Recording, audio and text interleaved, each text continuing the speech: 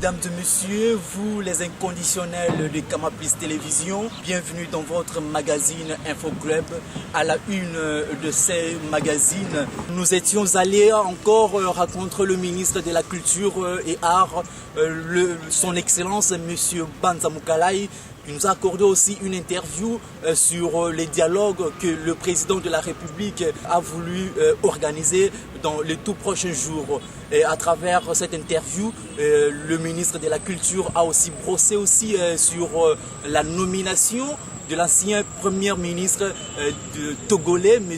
Edem Kodjo, qui l'Union africaine a sélectionné, soit a nommé pour être le médiateur de ces dialogues. Suivez cette interview et nous allons nous retrouver juste après.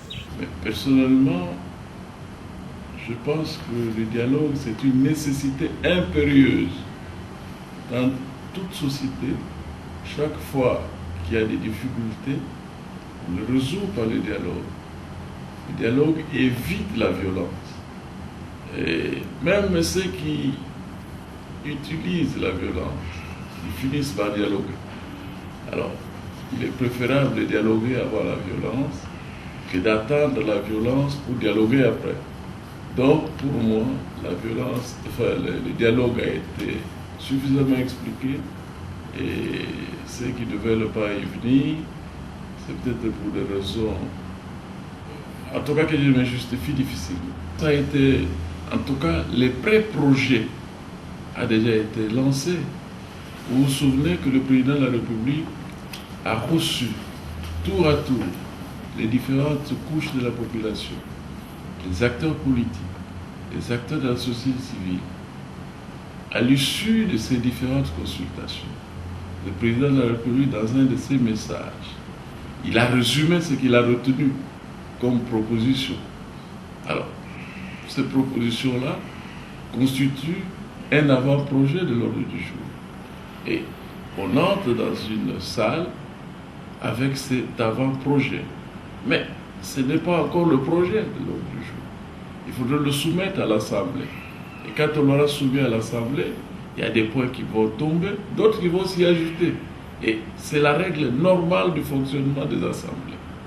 Et je suis souvent étonné de constater qu'il y ait des gens qui pourtant ont siégé dans beaucoup d'assemblées, d'autres en ont même été des dirigeants, puissent ne pas accepter les pré-projets. Ils savent que l'ordre du jour n'est définitif que dans la mesure où il est adopté par l'Assemblée qui siège.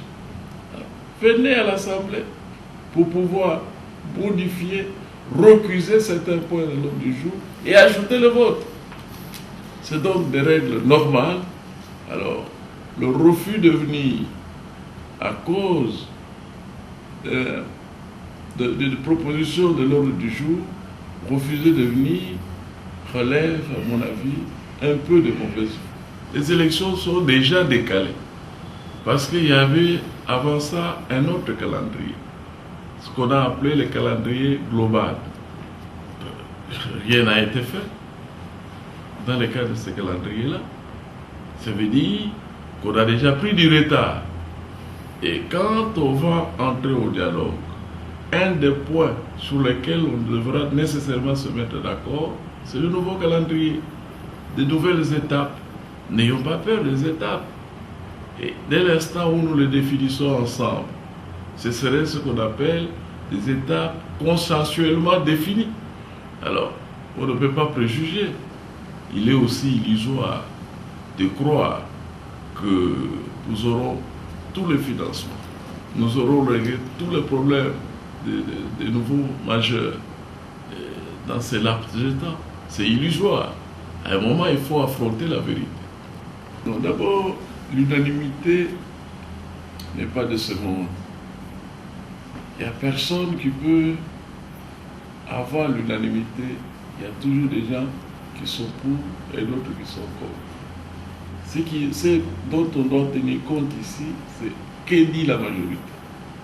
Parce que si on attend que chacun dise la même chose que l'autre, en ce moment, il n'y a même pas de débat, puisque nous sommes d'accord sur tout.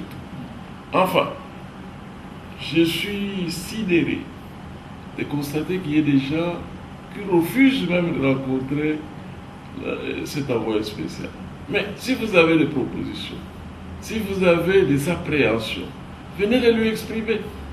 C'est même la courtoisie la plus élémentaire. Cet homme qui a dirigé l'Afrique comme secrétaire général de l'ONU, cet homme qui a fait des preuves, tu l'as si bien dit, et dans son pays et en Afrique, mérite un minimum de considération, mérite un minimum de respect. Moi, je ne vois pas que les gens qui prétendent diriger ce pays demain puissent avoir une attitude, je dirais, pas enfantine, mais désinvolte. Une telle attitude, je ne sais pas si elle peut conduire le pays au progrès. Nous sommes prêts, parce que déjà, quand on a lancé les candidatures au niveau provincial, nous avons fait de notre mieux pour nous présenter dans beaucoup de circonscriptions. Un parti politique ne vaut que par rapport au nombre de sièges qu'il présente. Et par le nombre de sièges qu'il présente. Donc, nous nous préparons à récolter quelques-uns. Je crois que le message que j'ai à lancer, c'est de demander au peuple congolais de soutenir le dialogue. C'est une nécessité impérieuse. Le dialogue nous permettra de nous mettre d'accord sur un certain nombre de points. Peut-être nous ne nous mettrons pas d'accord sur tout, mais sur l'essentiel, je crois que nous allons pouvoir nous mettre d'accord. Et cela est important pour que les élections qui vont venir soient des élections les plus apaisées possibles. Oui, tout à fait, parce que tout Congolais a le droit d'exiger que la Constitution soit respectée. Je crois que c'est le devoir de chacun de nous. Mais il y a une sorte de contradiction. Il y a des gens qui réclament le respect de la Constitution, qui sont même prêts à mourir pour ça, selon ce qu'ils disent. Mais eux-mêmes, quand on scrute ce qu'ils sont, quand on scrute leur passé, on se rend compte qu'ils ne respectent pas de Constitution. Parce que la Constitution n'a pas qu'un ou deux articles. Il y a beaucoup d'autres articles. Il y a par exemple des articles qui disent que la politique est réservée aux Congolais. Et définit qui est Congolais. La nationalité congolaise est une exclusive. Mais les gens qui détiennent plusieurs passeports, les gens qui ont plusieurs nationalités, mais ils crient aussi qu'on doit respecter la Constitution. Mais les premiers, s'ils tenaient vraiment au respect de la Constitution, ils se démettraient eux-mêmes, parce qu'ils ne sont pas en droit de réclamer le respect de la Constitution aux autres et qu'eux-mêmes ne la respectent pas.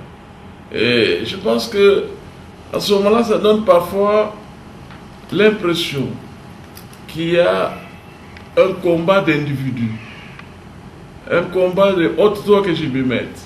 Mais ce n'est pas ce combat-là qui est nécessaire. Ici, c'est le combat d'idées, le combat de projets. C'est le seul dont la population peut tirer profit. Le reste, c'est une guerre de positionnement. Un accident de circulation s'est déroulé ce vendredi 22 janvier 2016 sur croisement des avenues Kassavubu et boulevard Triomphal, non à quelques encablures du palais du peuple. Bilan, un mort et quelques blessés graves. Suivez ces reportages et nous allons nous retrouver juste après.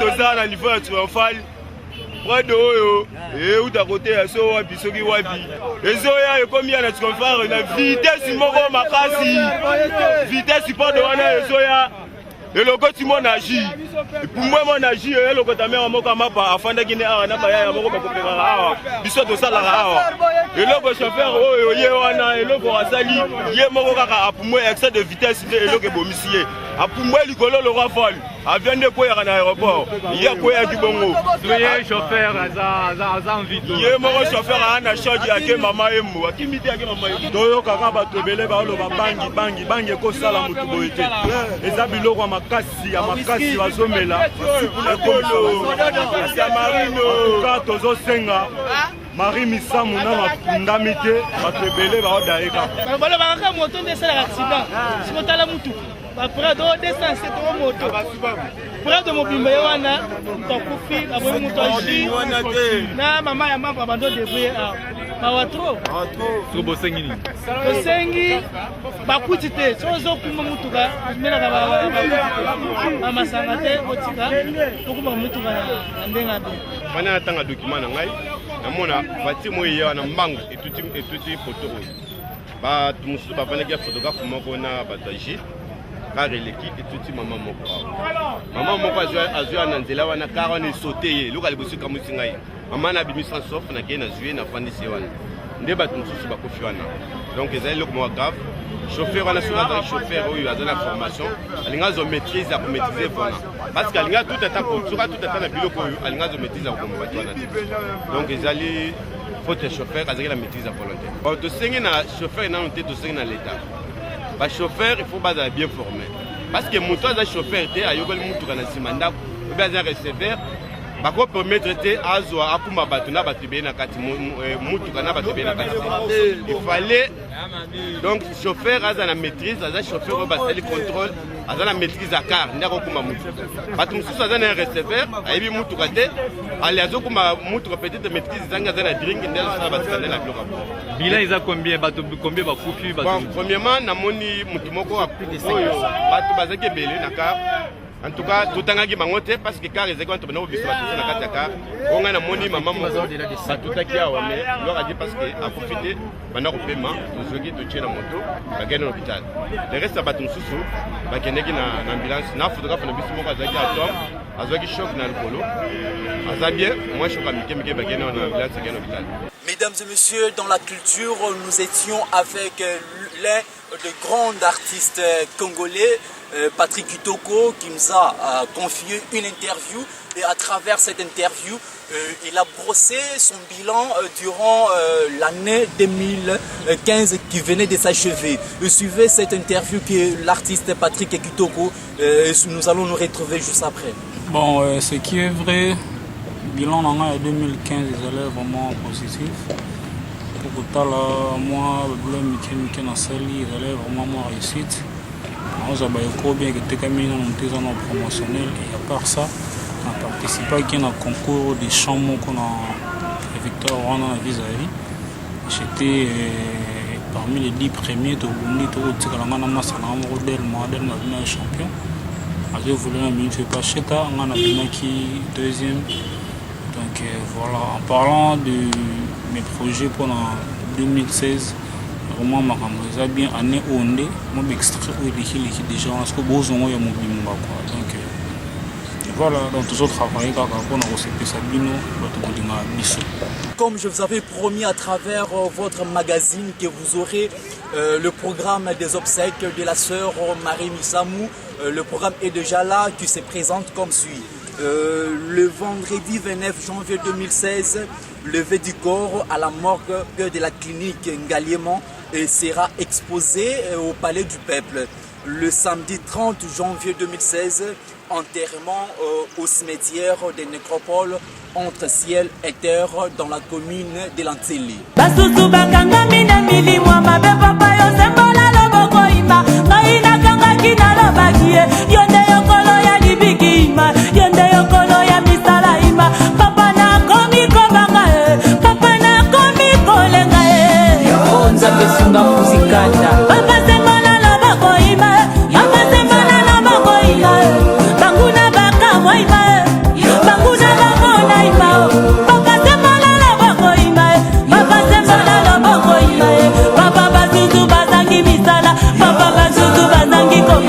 Papa basutu bazangi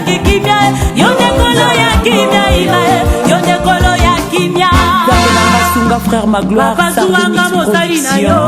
Nous voici arrivés à la fin de ce magazine Info Club qui vous a été présenté par votre serviteur Patrick Ngoïkabouika.